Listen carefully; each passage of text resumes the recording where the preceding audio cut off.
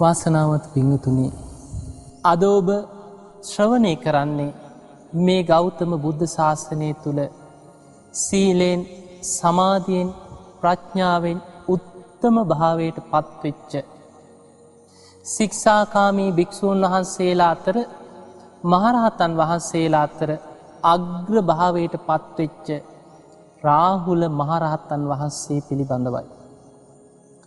රාහුල හාමුදුරුවෝ කියද්දී ඔබ සෑම කෙනෙක්ම උන්වහන්සේගේ ජීවිත කතාව ගැන බොහෝ තොරතුරු දන්නවා.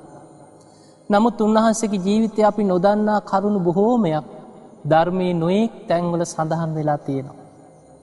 ඒ රාහුල හාමුදුරන්ගේ ජීවිතේ උන්වහන්සේගේ උප්පත්තියේ ඉඳන්ම පිරිනිවන් පාන මොහොත දක්වාම ආශ්චර්යමත් තොරතුරු රැසක් ඒ ජීවිත කතාවට ඇතුළත් වෙනවා.